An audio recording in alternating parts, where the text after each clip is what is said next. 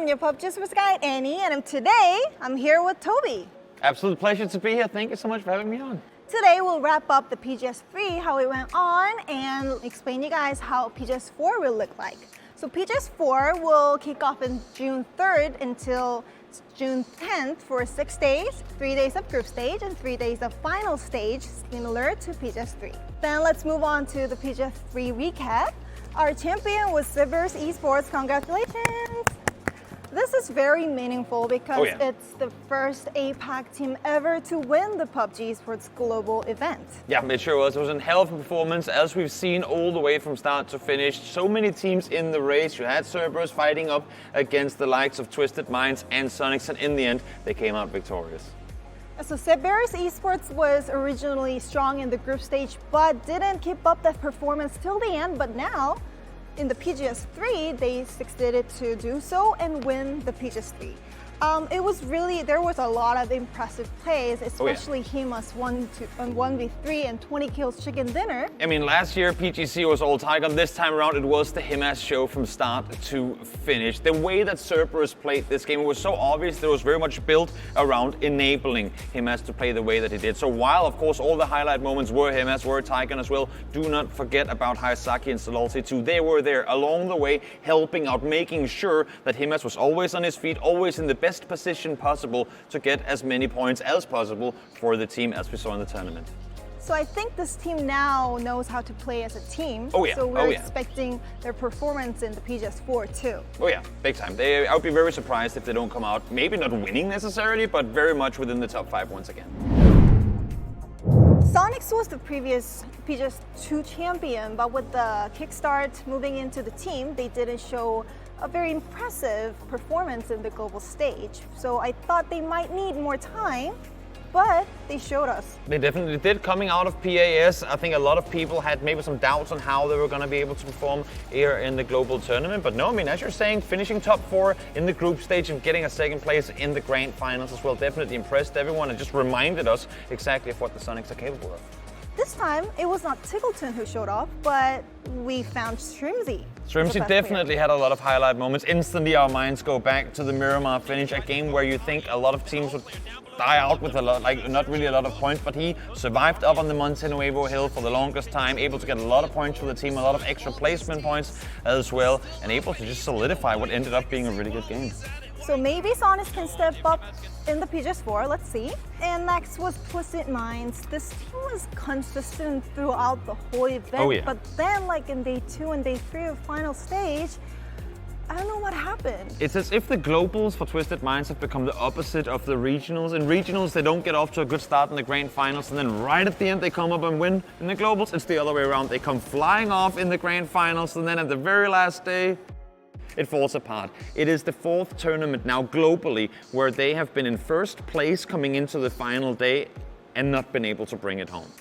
Yeah, I thought I really saw the potential here in PGS 3 because they were always at the top and they know how to survive. Let's see if Twisted Minds can finally break this jinx in PGS 4. I hope they do. One could hope. Let's move on to the teams that had showed us the unexpected performance in PGS 3. Yep, the first teams that comes to mind would definitely be both eArena and Na'Vi. Both teams playing phenomenally and playing similar play styles, which are usually not something you see from teams with lack of LAN experience. Na'Vi came in from day 1 and just instantly spread out. They took full control on the map, again playing very confident PUBG. Normally, when you have teams that have never played on LAN before, they'll be quiet, they'll maybe be a little nervous, don't really dare to do a whole lot. But this Na'Vi roster, they came in, knew what they wanted to do from day number 1, and they just delivered from start to finish. Very impressive performance by them.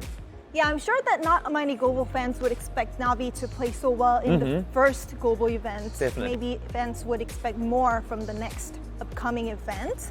And as you mentioned, eArena was also the team that showed us an expected performance, especially when it comes to Thailand teams. We expected more from Day Trade Gaming, but other Thailand teams have really showed us impressive plays. Yeah, definitely. I mean, eArena kind of brought in the Therodon 5 playbook of using a lot of emergency pickups, trying to get center positions, and then when it came to fighting, I think a lot of people, a lot of viewers don't consider the likes of eArena a very dangerous opponent, but Lyrics and Jacob, they showed phenomenal performance. I think those two teams are the teams to watch for in the next event.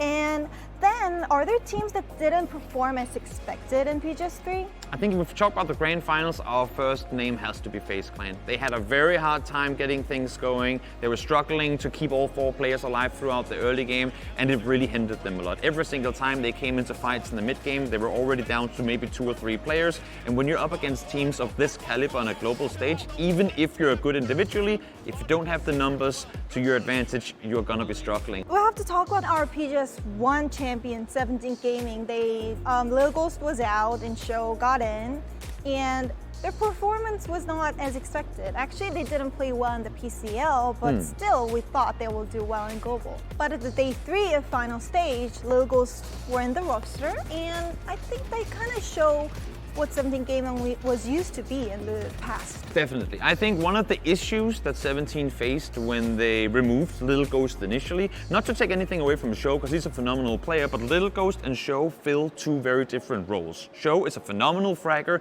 really good individually mechanically at the game at taking out opponents. Little Ghost, while he's also good at that, is also exceptional, one of the best in the world at flexing out, getting info, scouting forward for his team. And when you then remove a player like Little Ghost from the roster to add 1 more shooter, it doesn't really matter that you have a lot of guys that are great at shooting if they don't have the guy to tell them where to shoot. But as soon as Little Ghost was back in the mix again, all of a sudden, as you said, here we see the former 17.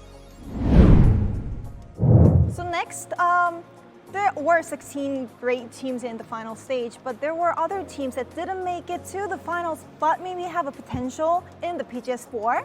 I think, in EMEA, we've been very blessed to see a Virtus Pro that played phenomenally when they played confidently. I think that was the main issue for VP coming into the global stage with a player like Nixie, who's a phenomenal fragger, but little to practically 0 LAN experience. It took some time to get the confidence going. It took some time to get the games going the way they wanted it to. When you don't get started early on, it gets too late. Finally, we see Virtus Pro get maybe 19 kills, the fastest any team has ever gotten 19 kills halfway through phase 4. But again, it's the final game, and if you don't have the other games before that to help you out, it's just not going to be enough. Yeah, I hope the PGS3 was enough experience for them. And overall, Korean teams didn't show us explosive performances. Having that, our previous PGC champion was Korean team, but I was actually surprised with GNL. I think everyone was. It's incredible what this young roster was able to do. The youngest team playing in this tournament, I believe their oldest player has just turned 22. They're very young, they still have many years ahead of them, and they played phenomenally. While they didn't go out and get first place, because that's not to be expected, they made it to grand finals, let alone that, I think surprised many people. So we couldn't cover all teams, but if you want to get information of all 24 teams, you can check out the previous PUBG Esports news show. So today we covered some teams to watch for in the PGS4, which will kick off in June 3rd until June 10th, same here in Shanghai, China.